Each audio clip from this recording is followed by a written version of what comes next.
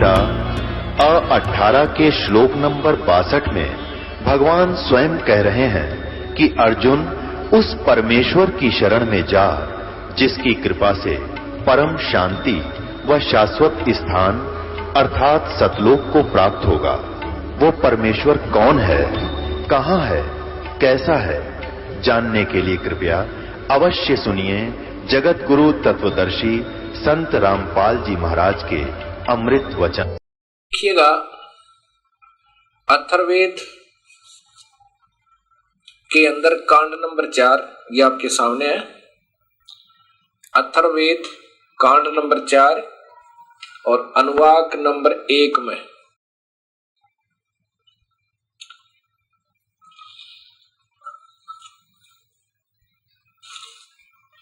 ये है अथर्ववेद अक्षयकरण दास जी त्रिवेदी के द्वारा भाषा भाष्य, और ये दयानंद संस्थान दिल्ली के द्वारा प्रकाशित और स्वीकार्य, इसका भाषा स्वीकार्य भाषा भाष्य।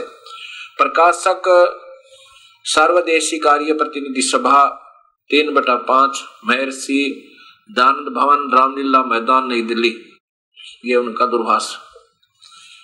और ये महर्षि जी के विचार हैं कि वेदों को ये बिल्कुल सत्य मानते हैं। इसी में आप देखिएगा,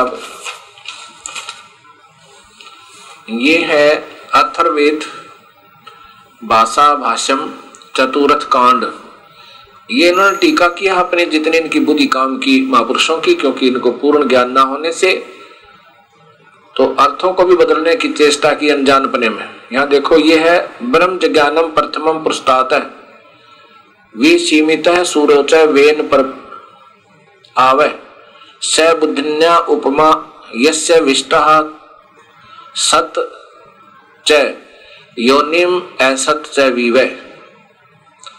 अब ऐसे ही ये सब इसके अंदर संस्कृत है। अब इसको हमने अलग से आपको दिखा रहे हैं। इस दास ने इसको भाषा भाष्य किया है, टीका किया है।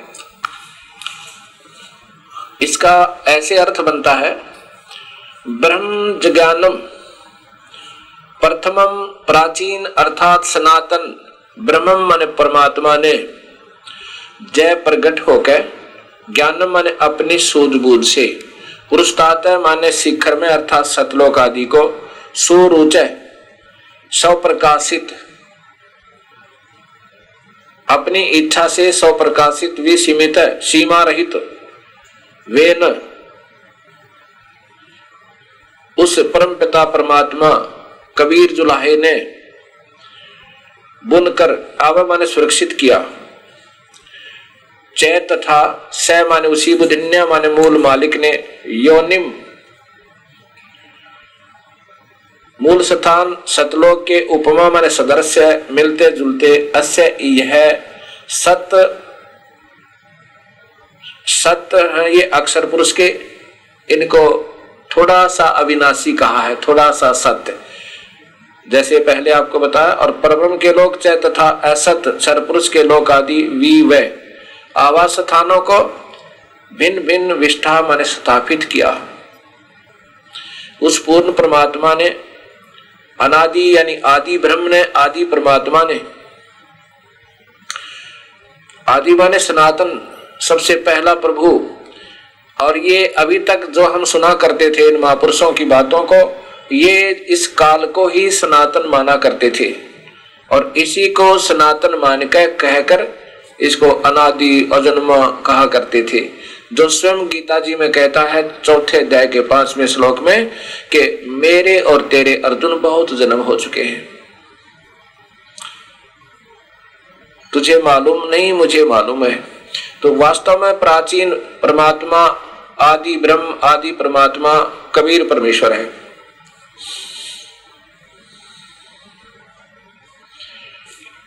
उसने प्राचीन अर्थात सनातन परमात्मा ने प्रकट होकर अपनी सूझबूझ से शिखर में अर्थात सतलोक में स्वप्रकाशित सीमा रहित उस जुलाहे भगवान ने कबीर भगवान ने ताने की तरह तन कर रचना किया, सुरक्षित ठहराया। उसी मूल मालिक ने मूल स्थान सतलोक के सदृश है। उसी परमात्मा ने सतलोक की तरह ही इनको भी बनाया, लेकिन वो अजर अमर है, ये अजर अमर नहीं है, ये नीचे के नासवान है। लेकिन ब्रह्म परब्रह्म का जो सात संख ब्रह्मांड है वो कुछ अविनाशी है, कुछ सत्य है इनकी तुलना में। जैसे किसकी तुलना में? काल के 21 ब्रह्मांडों की तुलना में। जैसे आपको उदाहरण दिया था, एक तो मिट्टी का कप होता है, सफेद मिट्टी का, ये तो अक्षर पुरुष समझो और इसके लोग समझो, ऐसी स्थिति में है। और अक्षर पुरुष के कुछ अविनाशी कुछ सथाई हैं, जैसे स्टील का कप होता है। और वास्तव में अविनाशी पूर्ण ब्रह्म सतपुरुष के लोक और सतपुरुष है, वो कबीर साहिब है। अब जैसे स्टील को भी जंग लगेगा, लेकिन कुछ समय ज्यादा लग जाएगा, ये मिट्टी हो जाएगी, जंग लग गए, विनाश होगा, लेकिन सोने का विनाश नहीं होता। ऐसी तुलना है कि ये भी कुछ सत्य है, कुछ अविनाशी है। कौन? ये परब्रह्म। और ब्रह्म यानी ये ब्रह्म जिसको हम भगवान मानते रहे, इसका वास्तविक नाम कैल है, और इसी को ज्योत निरंजन भी कहते हैं, प्रकाश में परमात्मा। इसी ने हमें यहां जाल में फंसा रखा। ये वास्तव में अविनाशी नहीं है, तो सीधा ही नासवान है। फिर इसके पुत्र हैं 3 ब्रह्मा विष्णु महेश। ये आप देख लेना कितने अविनाशी हैं, ये आपने शास्त्रों में भी देख लिया और अपनी आंखों पढ़ भी लिया।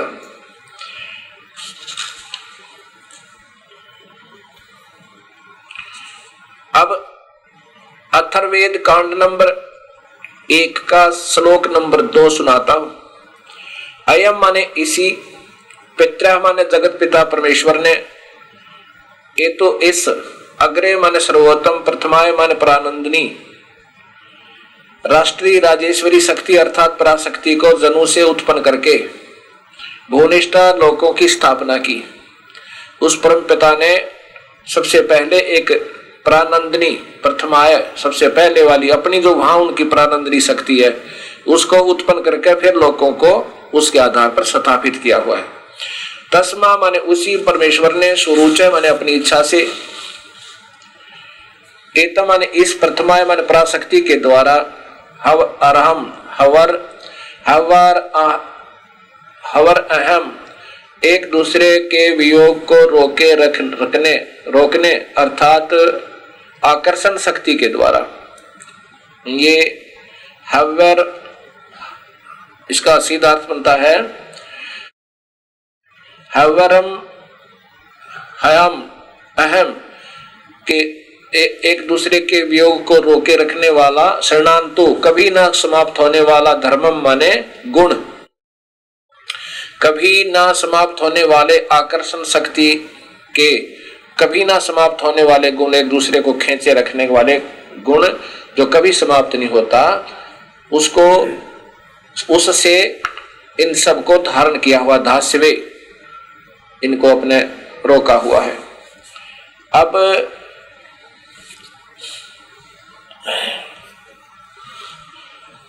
श्लोक नंबर 3 में है कि सर्वप्रथम देवानाम, देवताओं व ब्रह्मांडों की जजे माने उत्पत्ति के ज्ञान को, सर्वप्रथम ब्रह्मांड जैसे कैसे रचे और इस सब ब्रह्मांडों की उत्पत्ति के ज्ञान को विद्वानस्य यानी जिज्ञासु भगत के, यह माने जो बंधु माने वास्तविक साथी अर्थात पूर्ण परमात्मा ही, जनीमा माने अपने द्वारा रची हुई सृष्टि को विभक्त माने स्वयं ही ठीक ठीक बताता है। क्या बताता है कि ब्रह्मण यानी पूर्ण परमात्मा, ब्रह्मण मध्यात ब्रह्म उज्भार है, उस पूर्ण परमात्मा ने यानी स्वयं ने, कबीर परमेश्वर ने ही, अब वो स्वयं ही बताता है आगे कि ब्रह्मण यानी पूर्ण परमात्मा ने अर्थात मैंने ही अपने मध्य से अपनी सब शक्ति से, ब्रह्म माने अक्षर पुरुष काल को उज्भार माने उत्पन्न करके, विश्व माने सारे संसार को अर्थात सर्वलोकों को ऊंचे माने ऊपर के सतलोक आदि, और नीचे नीचे के परब्रह्म ब्रह्म के सर्व ब्रह्मांड शब्दा अपने धारण करने वाली अभी माने आकर्षण शक्ति से पर तस्थौ दोनों को अच्छी प्रकार से स्थित किया हुआ है। पर तस्थौ का अर्थ है अच्छी प्रकार, पूर्ण रूप से, बहुत अच्छी ढंग से उनको रोका हुआ है। चौथे श्लोक में है उसी सर्वशक्तिमान परमात्मा ने ही निसंदेह दिव्य माने ऊपर के चारों लोकों को, सतलोक, अलखलोक, अगमलोक, अनामी लोक अर्थात अकय लोक आदि दिव्य गुणों युक्त लोकों को रत तथा ऊपर के चारों लोकों को तो अजर अमर रूप से रोका हुआ है। वो तो बिल्कुल सत्य अविनाशी रूप में बनाए हुए हैं। स माने उन्हीं के सम्मान, पृथ्वी माने नीचे के सर्वलोक, पर ब्रह्म के साथ संख ब्रह्मंड और तथा ब्रह्म काल के 21 ब्रह्मंड मही पृथ्वी तत्व से अक्षेम माने सुरक्षा के साथ अस्कमायात माने अक्षमायत ठहराया। नीचे के तो सब पृथ्वी के लोक हैं, पर ब्रह्म और ब्रह्म के ये पृथ्वी वाले लोक कहलाते हैं। ये नाशवान है दोनों ही।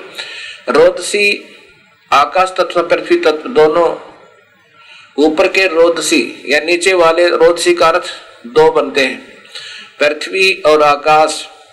पृथ्वी के तो नीचे के लोक हैं, पर ब्रह्म और ब्रह्म के ये पृथ्वी वाले लोक कहलाते हैं। और ऊपर के जो शब्द गुण, शब्द आकाश के गुण शब्द से बनाए हुए हैं, वो ऊपर के लोक शब्द से बनाए हुए हैं, अर्थात शब्द शक्ति से। शब्द कभी विनाश में नहीं आता। आकाश का गुण शब्द है और शब्द शक्ति से ऊपर रचे हुए हैं। शब्द अविनाशी होता है, उस अविनाशी रूप से ऊपर के बनाए हुए हैं। महान पूर्ण परमात्मा ने पृथ्वी अर्थात पृथ्वी वाले भी माने भिन्न भिन्न धाम लोक चय और सदम माने आवा स्थान, मही माने पृथ्वी तत्व से, रज माने प्रत्येक ब्रह्मांड में छोटे छोटे लोक रज जाते माने की रचना करके अस्कमायात माने स्थिर किया। अब 5वें श्लोक में है कि उसी मूल मालिक के सर्वप्रथम स्थान पर यानी सतलोक में अष्टंगी माया अष्टा स माने उसी मुध्यानात माने मूल मालिक से अभी अग्रम सर्वप्रथम स्थान पर अष्टय माने अष्टंगी माया या शेरा वाली दुर्गा देवी धनु से माने उत्पन्न हुई। जैसे जिस लड़की ने, जिस आत्मा ने सबसे पहले स्वीकृति दी थी काल लोक में आने के लिए, इस काल के साथ जाने के लिए ब्रह्म के साथ, उसका कबीर परमेश्वर ने अपनी सबद शक्ति से लड़की बना दिया था, लड़की का आकार बना दिया था माया से। और फिर ब्रह्म को उससे पहले एक अंडे में, अमृत तत्व से एक अंडे में बनाया था, उस आत्मा को प्रवेश कर दिया था। अब यहां ये बताना चाहते हैं कि पहले श्लोक में तो आपको पता चला कि पूर्ण परमात्मा कबीर साहब से ही इस ब्रह्म की उत्पत्ति हुई, जैसे अंडे में बना था। ऐसे ही अथर्ववेद कांड नंबर 4 का अनुवाक नंबर 3 ने बताया कि वो ब्रह्म की यानी ब्रह्म की उत्पत्ति, काल की उत्पत्ति भी पूर्ण परमात्मा से ही हुई। अब यहां बता रहे हैं ये 5वां श्लोक के उसी पूर्ण परमात्मा से इस अष्टंगी शेरा वाली की भी उत्पत्ति हुई, उसी कबीर परमेश्वर ने इसको रचा। अब ये 7वां श्लोक बताओगा कि वो परमात्मा कौन है जिसने ब्रह्म भी उत्पन्न किया, सारे ब्रह्मांड रचे, ऊपर के भी नीचे के भी, ब्रह्म के भी परब्रह्म के भी और अपने उस पूर्ण ब्रह्म के भी। और उसी ने इस दुर्गा की उत्पत्ति अपनी सबद तय की थी। अब उत्पन्न हुए तस्य माने वही सम्राट राजा धीराज बृहस्पति जगत गुरु देवता परमेश्वर है। ये वही परमात्मा है, वही परमेश्वर है। यत माने जिससे, अह माने सबका वियोग हुआ, अथ माने इसके बाद, ज्योतस ज्योत स्वरूपी निरंजन काल के, शुक्रम माने बीज शक्ति वीर्य से, जनिष्ठ माने उत्पन्न होकर, विप्रा माने भक्तात्मा, वी माने अलग से, धुमंतु मनुष्यलोक और स्वर्गलोक में वसंतु निवास करने लगी। फिर इसने आज्ञा दे दी कि यहाँ निवास करो। अब पहले हम सतलोक में थे और फिर हम अपनी कमजोरी से इस ब्रह्म काल के साथ आकर्षित होकर आगे प्रकृति देवी से और इस काल से फिर हमारी सबकी उत्पत्ति हुई और ये प्रकृति भी उन्हीं से उत्पन्न हुई, कबीर परमात्मा थे। ये 5वां श्लोक अथर्ववेद कांड नंबर 4 का अनुवाक नंबर 1 के श्लोक नंबर 5 का यह आपने विवरण सुना। अब छठे में देखो, छठे में लिखा है कि नूनम माने निसंदेह, नूनम निसंदेह वही परमात्मा ही, निसंदेह तत्व माने वह पूर्ण परमेश्वर ही, यस्य माने इस, काव्य माने शास्त्र अनुकूल साधक को, भक्त आत्मा को जो शास्त्रों के अनुसार साधना करता है, कहां भेज देता है? मह सर्वशक्तिमान देवस्य परमेश्वर के, पुरुष माने पहले के, धाम माने लोक में अर्थात सतलोक में, हीनोती भेज देता है। वही परमेश्वर, वही परमेश्वर, वो जगत गुरु, सब ब्रह्मांडों का रचने वाला, सबका जगत पिता, वो ही सत भक्ति शास्त्र अनुकूल साधना करने वाले को फिर सतलोक भेज देता है। और वहां जाकर के ये भक्तात्मा अपने पुराने स्थान से, जहां से हम बिछड़े थे, वहां पहुंच के फिर इसको पता लगता है कि हम कैसे काल के जाल में फंसे थे और हम वहां कितने दुखी थे अब काल के लोक में। फिर देखना कितना खुश होता है उस परमात्मा को पाकर जिसकी सबको तलाश है। पूर्व माने पहले वाले, विशिते माने विशेष चाहे हुए, ऐसा माने इस परमेश्वर को, वह जजे माने पर सृष्टि उत्पत्ति के ज्ञान को जानकर बहु अभी बहुत आनंद, साकम माने के साथ, अर्ध माने आधा, ससन माने सोता हुआ, इतत्थ माने विधिवत इस प्रकार नु माने स्तुति करता है। बहुत खुश होकर आधा सो आधा जागे अर्थात निश्चिंत होकर के उस परम पिता परमात्मा के उस मूल स्थान पर जाकर, जहां से हम बिछड़े थे, जहां हमें सर्व सुख प्राप्त थे, वहां जाकर के फिर वो आधा सो आधा जागे, यानी निश्चिंत होकर कि अब कोई खतरा नहीं रहा, ना मृत्यु का, ना कोई बीमारी का, ना कोई व्यापार में घाटे का। तो वहां जाकर के ये निश्चिंत हो जाता है। जैसे गरीबदास जी कहते हैं, हम सूते चादर तान कर सोना, अर्थात निश्चिंत होकर सो जाना है। अर्थात वहां कबीर साहब के वास्तविक श्लोक सतलोक में जाकर ये प्राणी बहुत ही चिंता रहित हो जाता है।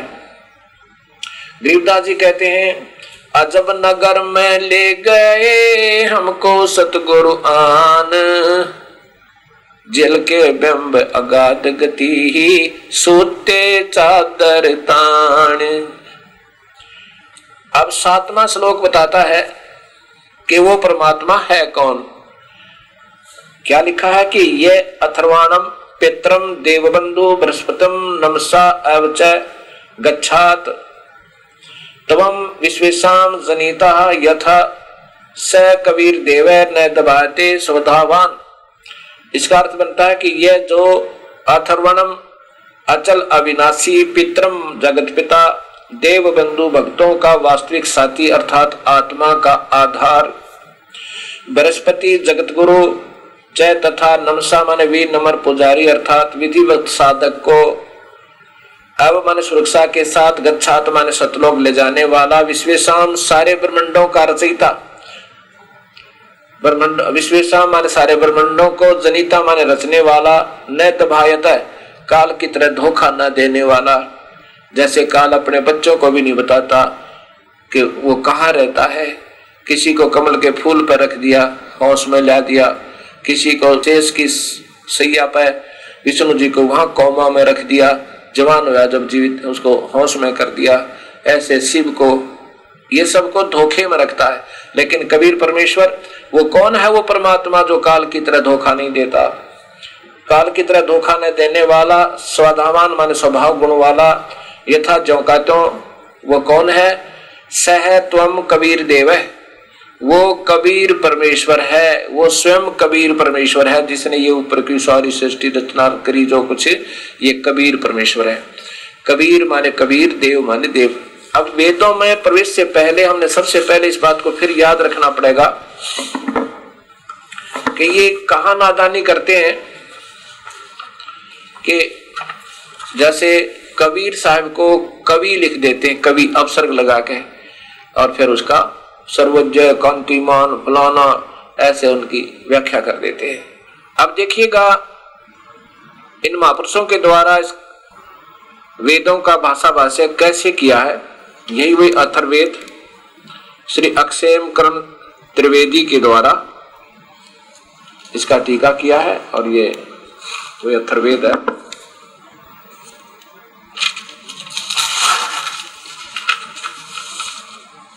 अब इसमें वही कांड नंबर 4 अनुवाक नंबर 1 का श्लोक नंबर 7 दिखाऊंगा सिर्फ। अब देखिएगा इसमें संस्कृत स्पष्ट बता रही है कि यह सह कबीर देव जनिता विश्वेशम जनिता यथा स, यथा माने जो कहते हो वास्तविक सह कबीर देव है, वह कबीर परमेश्वर है। अब इन्होंने कबीर को 2 अक्षर ऐसे कर दिया, ये देखो। अब कवि को कवि अपसर्ग लगा दिए, जबकि यहां सीधा कबीर ही लिख देना था। और देव माने परमेश्वर, ये स्वयं स्वीकार करते हैं। देव का अर्थ है परमेश्वर, ये देखिएगा इनका अपना ही किया हुआ। तो यहां कबीर परमेश्वर है ये रख देते, बस सारी कहानी ठीक हो जाती। अब यहां आप देखिएगा इस दास के द्वारा वास्तविक व्याख्या क्या, कि जैसे कोई दूध की महिमा गावे और उसकी महिमा में बतावे कि दूध बड़ा पौष्टिक आहार है। दूध ना लिखे, दूध नहीं बोल कहे, संस्कृत लिखी हो कि पौष्टिक आहार असी सवेद असी और सबके पीने योग्य है, सह दूध असी, कोई लिख दे कि वो दूध है, संस्कृत तो ऐसे हो, और उसका सरलार्थ करता कर दे कि वो सफेद सफेद है, पौष्टिक आहार है, पेय पदार्थ है, सबके पीने योग्य है। और जहां दूध आवे वहां दूध ना लिखे, लिख दे वो सफेद सफेद, वो पौष्टिक आहार पेय पदार्थ है। बताओ फिर उसको कौन ढूंढेगा। तो वहां सब व्याख्या करके ये लिखना चाहिए था कि वो दूध है जिसके गुण गाए। आपको ये ऐसे समझना पड़ेगा जैसे ये यजुर्वेद है, और यजुर्वेद के अंदर सबसे पहले ये देखिए, ये यजुर्वेद है, इसके ऊपर अपसर्ग लगे हुए हैं। इनको अलग से लिखेंगे तो यहां 2 बिंदी लगा दो और वेद अलग लिख दे, इसका संधि छेद हो गया। और इस 2 बिंदी की जो आधार है, अगर ये लाइन नीचे र लिखकर और नीचे अपसर्ग वो अलंत लगा दे तो भी ये यजुर्वेद है। अपसर्ग लगाएंगे तो भी यजुर ही बोला जाएगा। तो ये है, इसमें यजु का वास्तविक अर्थ, कोई भी किसी चीज का नाम रखा जाता है उसका कोई अन्य शब्द भी बनता है, उसका अर्थ भी बनता है। अब यजु का अर्थ होता है यज्ञ स्तुतियां।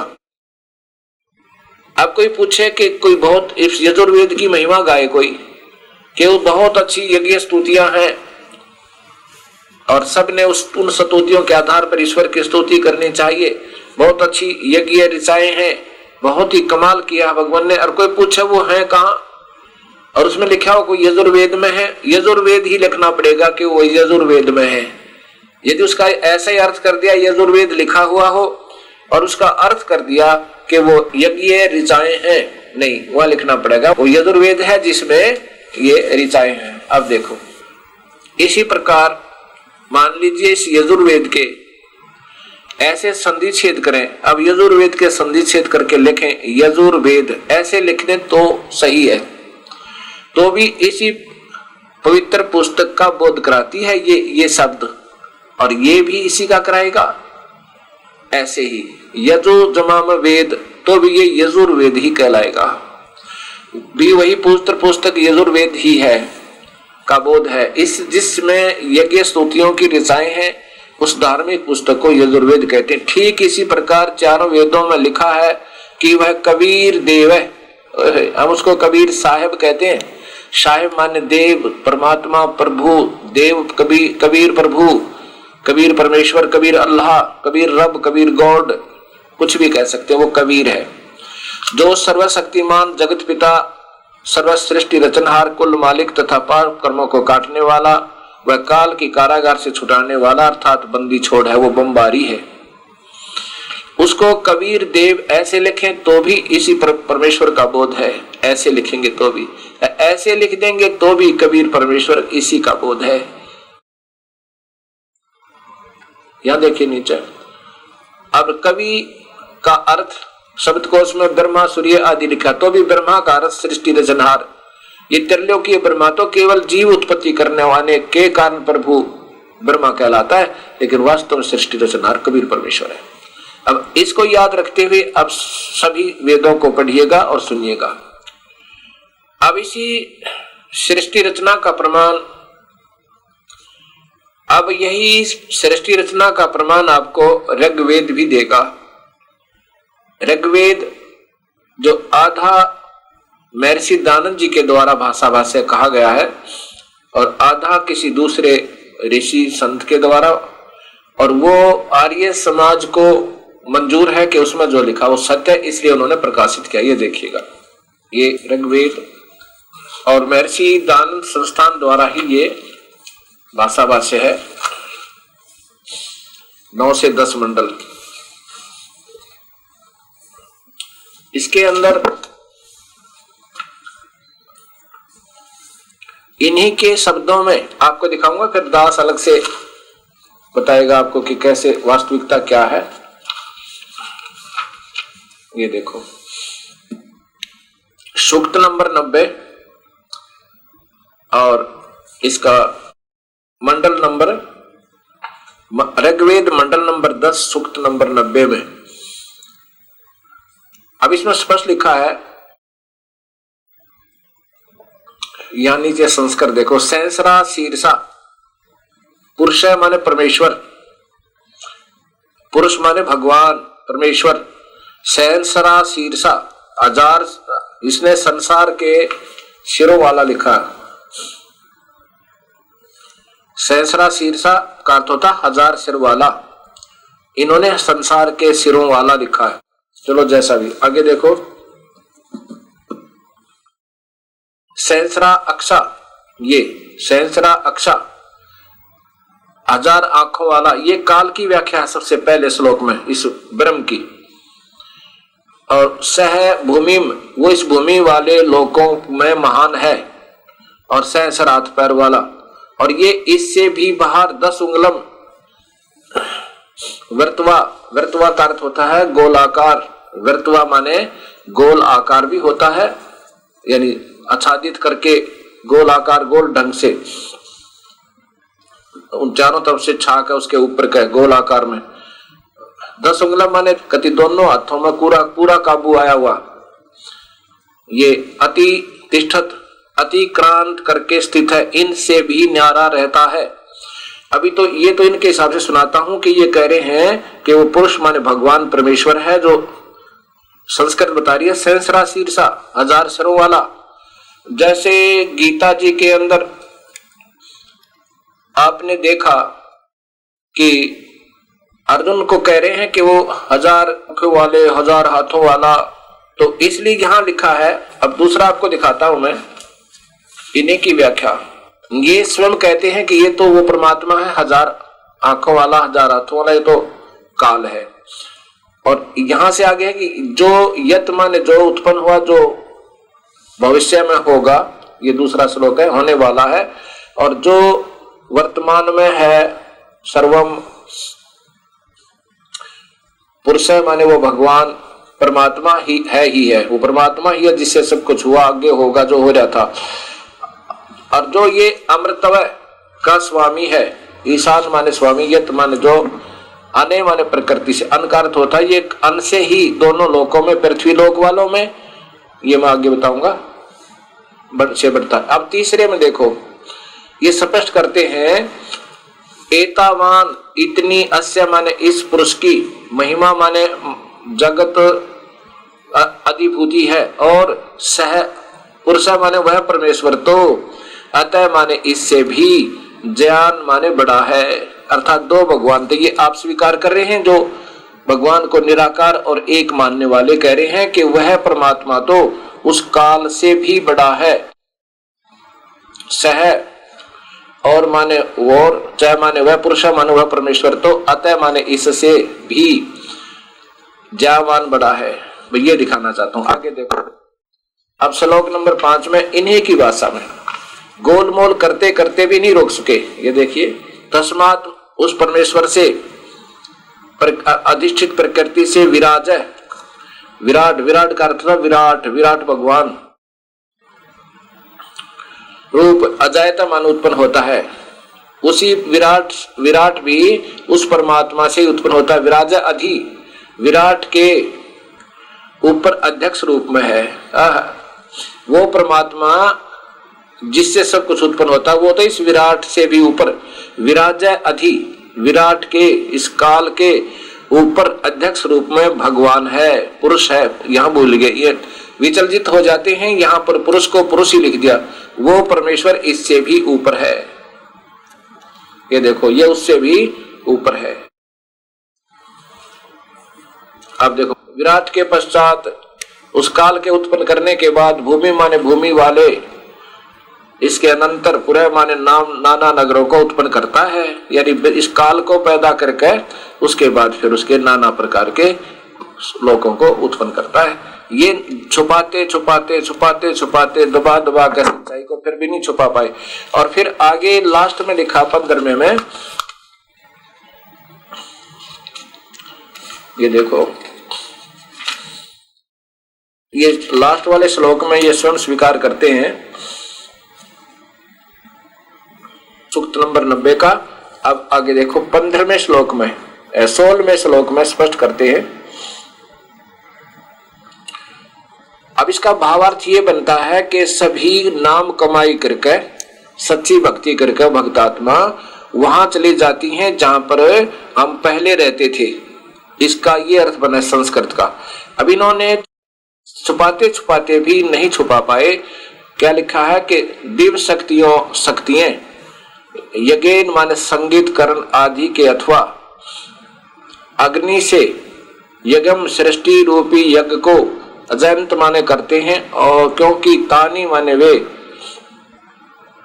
संसार के धारक बल मुख्य हैं, यानी जो ठीक ढंग से भक्ति करते हैं उनमें शक्ति भक्ति आ जाती है और वो उत्तम है, वही मुख्य है, वही सबसे उत्तम है जो सही ढंग से भक्ति करते हैं। और उसी के कारण वे ही महिमान माने महान सामर्थ्य वाले हुए। जो सच्ची भक्ति करते हैं वही महान सामर्थ्य वाले यानी भक्ति युक्त हुए। नाकम माने आनंद पूर्व परमेश्वर को सचंत निमित्त कारण रूप से प्राप्त होते हैं, यानी वो सच्ची भक्ति करने वाले उस परमेश्वर को प्राप्त होते हैं। यत्र माने जिसमें, जिस स्थान में, पूर्व माने पूर्व सृष्टि के, साध्य माने सृष्टि साधन संपन्न, देवा माने देव शक्तियां यानी पहले वाली आत्माएं रहती हैं। इससे ये सिद्ध हो गया कि इस वेद में ये लिखा है कि वो परमात्मा और है जहां सच्ची भक्ति करने से प्राणी चले जाते हैं। और जहां पर पहले की सृष्टि के, ये देखो पूर्व सृष्टि, जिसमें कहा चले जाते हैं जहां पर पहले की सृष्टि के साधन संपन्न या दिव्य शक्तियां रहते हैं। अब भक्तात्मा ऋग्वेद मंडल नंबर 10 और सूक्त नंबर 90 को अब सुने, जो इसका वास्तविक व्याख्या बनती है। इसके 2-4 श्लोक सुनाऊंगा, ज्यादा नहीं, ये 16 श्लोक हैं इसमें। उसको आप स्वयं पढ़ोगे। परिभाषा प्रभु की ये पुस्तक आपके पास आएगी, अभी शीघ्र ही आने वाली है। विस्तृत इसके अंदर आपको जानकारी मिलेगी। प्रथम श्लोक है, तस्मात् उस परमेश्वर सत्पुरुष की सब शक्ति से विराट है। ये काल विराट अर्थात सत्पुरुष ब्रह्म काल ज्योत निरंजन अजायत उत्पन्न हुआ। बिल्कुल सीधा सा अर्थ बनाए 5वें का, ये तो 5वां है, पहला सुनाता हूं आपको। पहले में लिखा कि सहस्रा शीर्ष पुरुष है माने विराट पुरुष काल भगवान सत्पुरुष। सहस्रा शीर्षा 1000 सिर वाला, सहस्रा अक्षय माने 1000 आंखों वाला, सहस्रा पाता अर्थात 1000 पाता पैरों वाला। इस ये 1000 कला का भगवान है। और ये 1000 रूप बना सकता है एक बार। ये काल 1000 कला का है। तो ये अपने एक मुख दिखा के 2-4 मुख भी दिखा सके, 1000 मुख भी बना सके, 1000 हाथों भी दिखा सके, इसमें इतनी ही पावर है। और ये 1000 सहस्रा अक्षा वाला इसलिए कहा गया वाला। भूमि माने पृथ्वी वाले 21 ब्रह्मांडों को, विश्वतः माने सब ओर से, विश्वतः माने पूरे संसार को ढंग से 10 उंगलम माने अपने दोनों हाथों में जैसे खूब काबू हो जाए जो बिल्कुल नहीं छूट सके, ऐसे एक 10 उंगलम माने पूरे काबू करके, और उससे वर्तवा माने उसने गोल आकार में घेर के, गोल आकार में यानी गोल उसमें बना करके इनकी सती थी, सबको रोका हुआ है। और अत्यातिष्ठत इससे भी बढ़कर अर्थात इससे न्यारा भी रहता है। इस श्लोक से के समझने के लिए और इससे आगे चलने से पहले ये आप ब्रह्मांड देखिए, एक ब्रह्मांड का चित्र, इससे आपको सही समझ में आएगा। ये सामने एक ब्रह्मांड का चित्र है, एक अंड या ब्रह्मांड या अंड और पिंड, इस शरीर को पिंड कहते हैं। इस शरीर में इस पूरा चित्र है, यानी सबके ये चैनल लगे हमारे शरीर में, जस्ट लाइक टीवी। ये नीचे के लोग हैं 7 लोग, और ये पाताल आदि ये सारे, ये पृथ्वी के लोग, पृथ्वी वाले लोग हैं। ये पृथ्वी है जिस पर हम रहते हैं। यहां से आगे देखिए, ये एक स्वर्ग लोक है और ये इसकी राजधानी है स्वर्ग के राजा की, ये बिल्कुल साथ ही है एडजॉइनिंग इसके। और ये शिव का लोक है, ये धर्मराय का लोक है, ये शिव का लोक है जिसको ये त्रिलोकीय शिव है। और इधर ये एक ब्रह्मा का लोक है, ये विष्णु का लोक है, ये तो अलग लोक है। ये एक पूरा मिला के ब्रह्म लोक है। ये काल ने और न्यारा जाल बना रखा है। यहीं पर ये काल, यहाँ पर महाब्रह्मा रूप में और यहाँ पर महाशिव रूप में, यहाँ पर महाविष्णु रूप में ये काल रहता है स्वयं ही। अब इसने ऐसे, और यहाँ ये कबीर परमेश्वर भी हर ब्रह्मांड के अंदर अपना अन्य रूप बनाकर, जैसे राजदूत भवन होते हैं हर देश के हर देश में, ऐसे ये यहाँ भी रहता है कबीर परमेश्वर राजदूत भवन एक ब्रह्मांड में। ये एक ब्रह्मांड अंड का आपने चित्र देखा।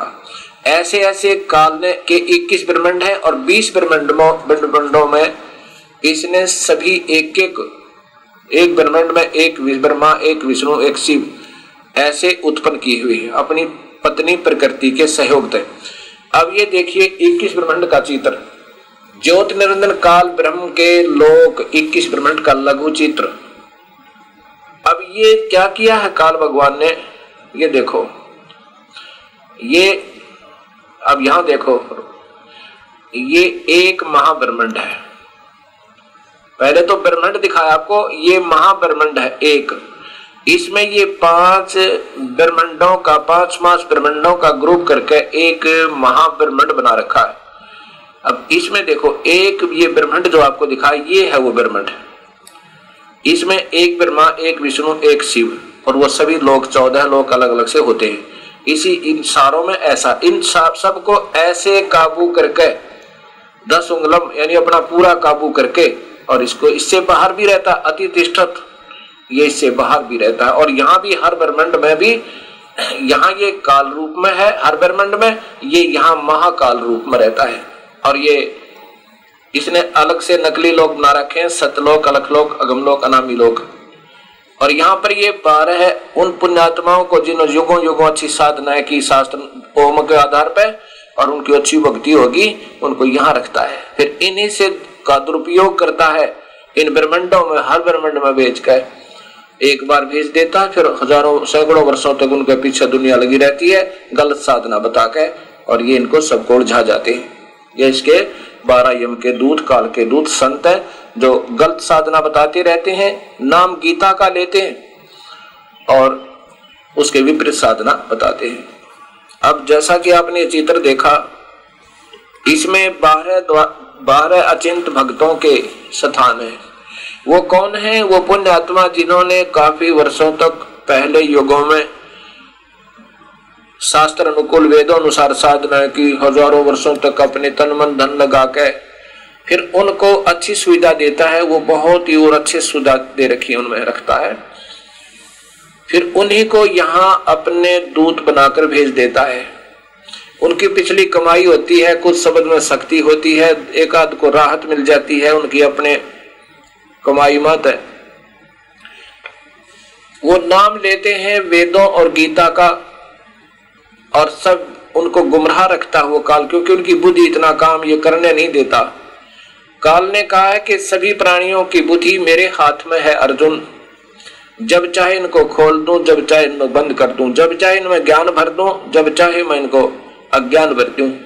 तो सब में अज्ञान भर के महिमा नाम गीता और वेदों का लेते हैं और साधना सारी उनके विपरीत बता रहे होते हैं। ये काल के दूत लिखा है कबीर साहब ने। अब ये आपके सामने आ गया प्रथम श्लोक, ऋग्वेद मंडल नंबर 10, सूक्त नंबर 90 और श्लोक नंबर 1 आपका क्लियर हो गया। अब दूसरा स्पष्ट करने के लिए एवं माने कुछ सही तौर पर पुरुष है, एवं पुरुष है, कुछ भगवान सा लगता है, भगवान जैसा है कुल, कुछ कौन? वो अक्षर पुरुष। जैसे एक तो कप हो सफेद मिट्टी का बना हुआ और एक हो सटील का, तो सटील का उस चीनी वाले सफेद मिट्टी वाले से कुछ मजबूत सा लगता है, सथाई है, लेकिन वो वास्तव में सथाई नहीं है। वो भी सथाई नहीं है, लेकिन उसकी तुलना में बहुत कुछ है। ऐसे ही वास्तव में पूर्ण परमात्मा कबीर साहब जो कभी विनाश नहीं होता। अब यहां आगे इसमें लिखा है कि कुछ सही तौर पर भगवान है, वो अक्षर पुरुष परब्रह्म है, और ईदम माने इस, यत माने जो, भूतम माने भूहा है, और आगे भी भविष्य में जो होगा, सर्वम माने यह, यत माने प्रयत्न से अर्थात मेहनत के साथ, अनेन माने अन से, अतिरोहति विकसित होता है। ये अक्षर पुरुष भी, उतय माने संदेह युक्त, अमृत अमृत अमृत अवश्य, ईशान, यानी ये अक्षर पुरुष भी, ये पार ब्रह्म भी संदेह युक्त मुक्ति देने वाला है, पूर्ण मुक्ति नहीं दे सकता। अभी ये एक श्लोक आगे है, इसमें अस्य माने इस अक्षर पुरुष की तो एतावान माने इतनी ही महिमा प्रभुता है। इस अक्षर पुरुष को क्यों अविनाशी भगवान का, इसकी तो इतनी महिमा है कि ये तो कुछ भगवान जैसा लगता है, ये खाता नहीं, ये जीवों को नहीं खाता, और कुछ सथाई भी है, और वहां रहने वाले हंस भी, भक्त आत्मा भी ज्यादा समय तक, यहाँ के सैकड़ों ब्रह्मा मर जाएंगे, विष्णु मर जाएंगे, शिव मर जाओगे, उससे भी ज्यादा अच्छी उम्र इससे अक्षर पुरुष के लोक में जीव को मिल जाती है, लेकिन फिर भी वो मृत्यु में है। इसलिए उनको कुछ अविनाशी भगवान जैसा माना जाता है, और इससे की तो इतनी ही महिमा है।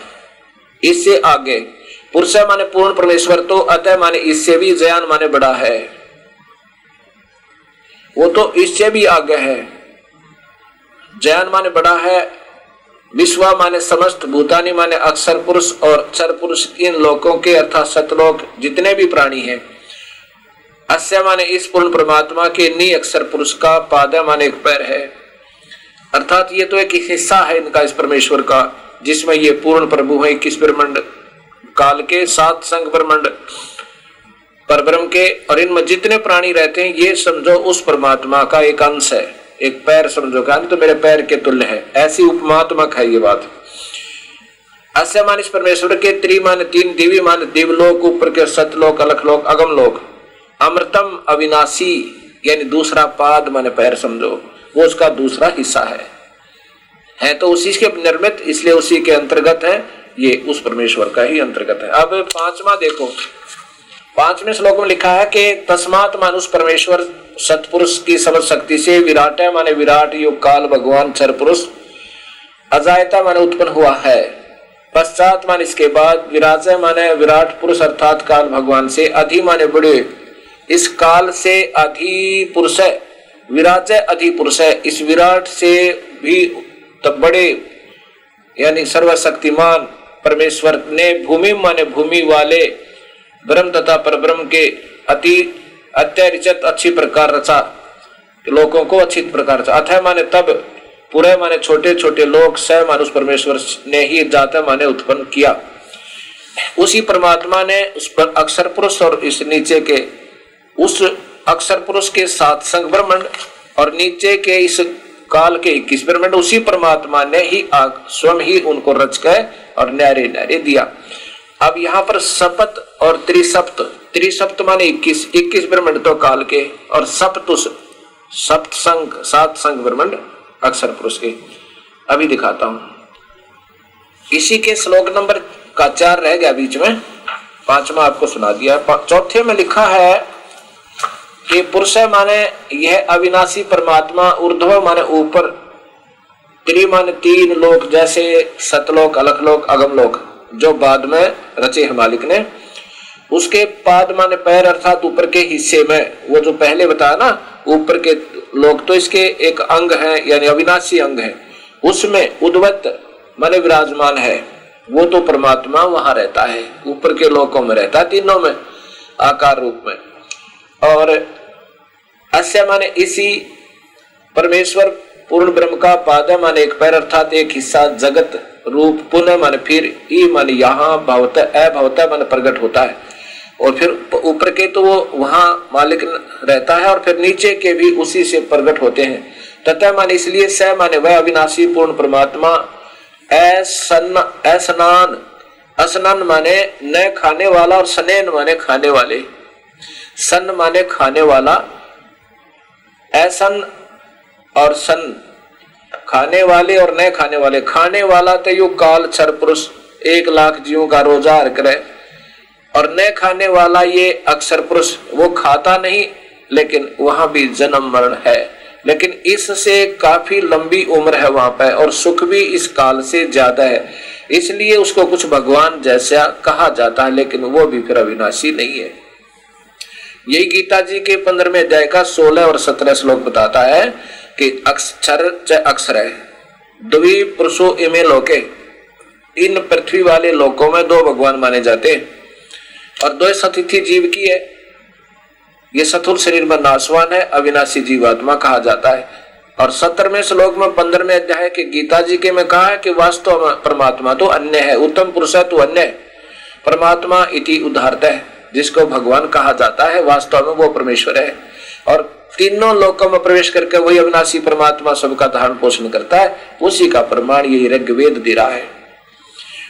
खाने वाले और न खाने वाले से अभी माने ऊपर, विश्वंग माने सर्वत्र, विक्रमात् माने सबके ऊपर व्यापक है, यानी इस ब्रह्म के भी और परब्रह्म के भी सभी लोकों का पर वो प्रभु है। ये देखो एक ब्रह्मांड, ये पूर्ण चित्र देखिएगा, ये है इस काल के 21 ब्रह्मांड जो अभी पहले पूरा दिखा था। ये 7 संख ब्रह्मांड है इस अक्षर पुरुष के, ये क्षर पुरुष के, ज्योत निरंजन के, काल के 21 ब्रह्मांड,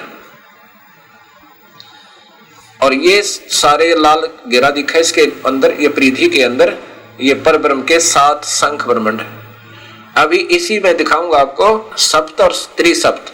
ये फिर पूर्ण परमात्मा कबीर साबिर सबके ऊपर प्रभु ये है। इस श्लोक में ये लिखा है कि वो परमात्मा इस खाने वाला काल, न खाने वाला परब्रह्म, ये सबके ऊपर विक्रांत माने सबके ऊपर छाया हुआ है, यानी सबके ऊपर उसका प्रभु है और सब में व्यापक है, कुल व्यापक कबीर परमेश्वर है। और ऊपर के ये 3 लोक अलग से हैं, अलखलोक, अगमलोक और अनामी लोक, इसी परमात्मा का ही हिस्सा अर्थात अंग है, ये ऊपर विराजमान रहता है। अभी आपने ये चित्र देखा जिसमें 21 ब्रह्मांड, त्रिसप्त, ये वेद बताएगा त्रिसप्त, त्रिसप्त माने 21, 7 तिया 21, त्रिसप्त 3 व 7 7, और एक सप्त, सप्त व त्रिसप्त, इन सब की व्याख्या, क्योंकि यहाँ पर हिंट है, यहाँ पर संकेत दिए जाते हैं जब श्याने, क्योंकि वेदों के कुछ ऐसे अंग हैं जिनमें बहुत ही अच्छे जब ज्ञान हो जाता है, फिर उनको बच्चों को, जैसे बच्चे शिक्षा ग्रहण करते करते उच्च क्लासेस में चले जाते हैं, उच्च कक्षाओं में, तो वहां उनको फिर इशारों से समझाया जाता है और इशारों को समझ जाते हैं। अब यहाँ लिखा है उसी ऋग्वेद मंडल नंबर 10 और सूक्त नंबर 90 के श्लोक नंबर 14 में, ये आप देखिए, ये परिभाषा प्रभु की, इसके अंदर बिल्कुल जैसे गीता में लिखा है, अलग अलग से संधि छेद भी किए। ये श्लोक नंबर 15 देखो, 15, ये श्लोक नंबर 15 है। सप्त अस्य आसन प्रीध है, प्रीध है माने गोलाकार परिधि में, वृत्ताकार, त्रिसप्त, ये त्रिशप्त 21, समीध करते है देवा यत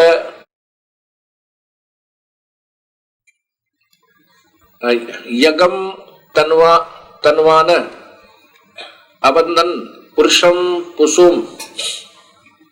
अब यह देखो, अनुवाद है कि सप्त 7 शंख ब्रह्मांड परब्रह्म की तथा काल के त्रिसप्त 21 ब्रह्मांड काल के, समीधे माने दुख रूपी आग में से दुखी, कर्ता माने करने वाले, परिधाय गोलाकार घेरा में सीमा में है, ये तो इनकी गोलाकार सीमा सबकी, जो आसन माने विद्वान है, यतः माने जो, पुरुषम माने पूर्ण परमात्मा की, यज्ञ माने विधिवत धार्मिक कर्म अर्थात पूजा करता है, पशु माने पशु बलि के पशु रूपी, देव माने भक्तात्माओं को, तनवान काल के द्वारा रचे फैलाए बंधन जाल से, अबंधनम अबंधन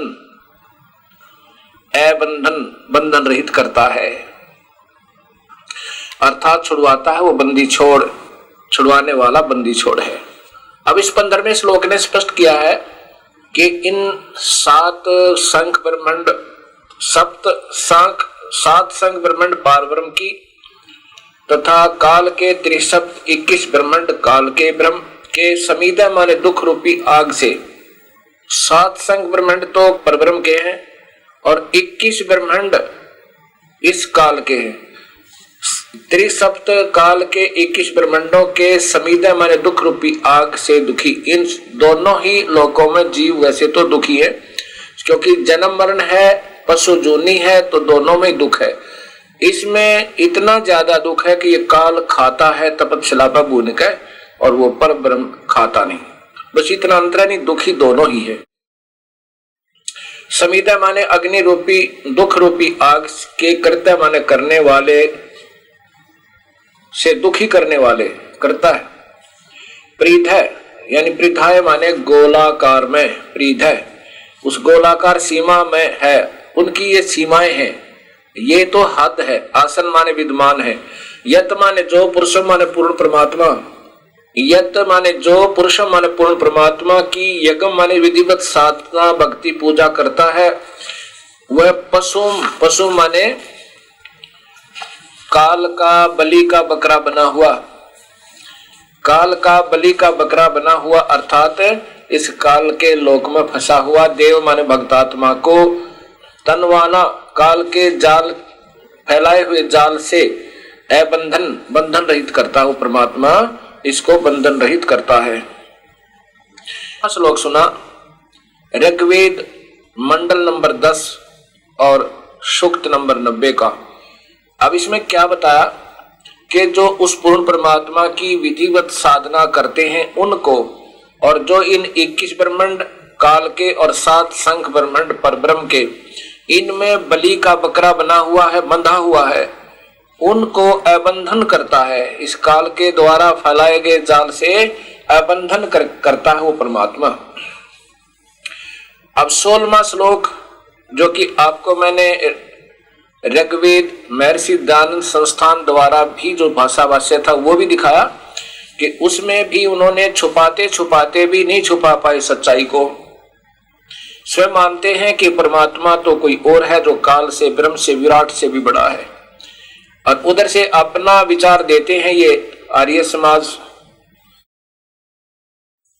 के अनुसार ज्ञान प्राप्त भक्तात्मा, वो कहते हैं वो तो निराकार है, प्रभु एक है, दूसरा है ही नहीं। और स्वयं यजुर्वेद के 40वें अध्याय के 70वें श्लोक में स्वीकार करते हैं महर्षि दयानंद कि वो परमात्मा तो जो ऊपर के लोकों में, दिव्य लोकों में, सूर्य लोक में रहता है, वो तो प्रोक्ष है, वो तो गुप्त है, और मैं ब्रह्म केवल स्वर्ग तक ले जा सकता हूं। अब पहले देखिए यजुर्वेद, ये पूरा का पूरा महर्षि दयानंद जी द्वारा ही भाषा भाष्य है, और इसके अध्याय नंबर 40 के 44 अध्याय और 70वें श्लोक में आप देखो, ये 16 है, आगे 17 श्लोक है।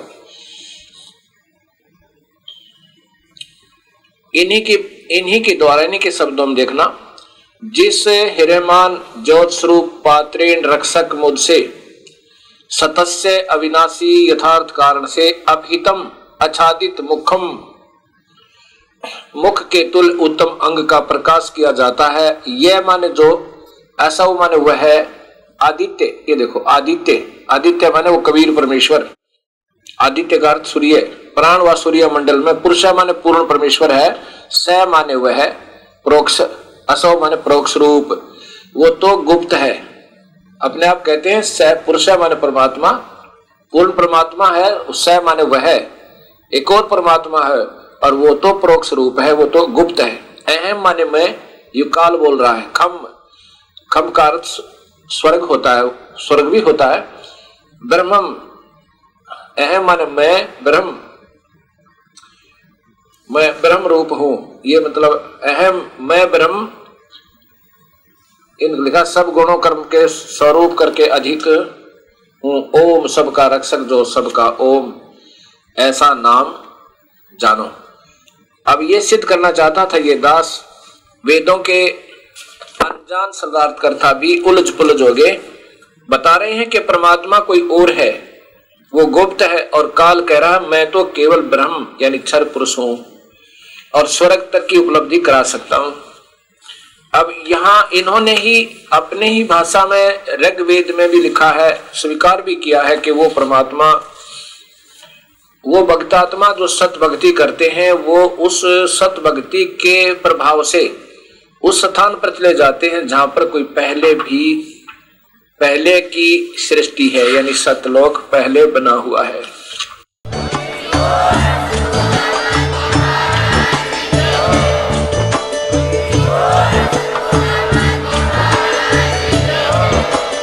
आप सुन रहे थे जगत गुरु तत्वदर्शी संत रामपाल जी महाराज जी के मंगल प्रवचन। अधिक जानकारी के लिए विजिट कीजिए हमारी वेबसाइट www.jagatgururampalji.org। संत रामपाल जी महाराज जी के शुभ आशीर्वाद से पूरे विश्व भर में 500 से भी ज्यादा नाम दीक्षा केंद्र हैं, जिन पर संत रामपाल जी महाराज जी द्वारा ऑनलाइन निःशुल्क नाम दीक्षा दी जा रही है। अपने नजदीकी नाम दीक्षा केंद्र का पता करने के लिए संपर्क करें 8222880541।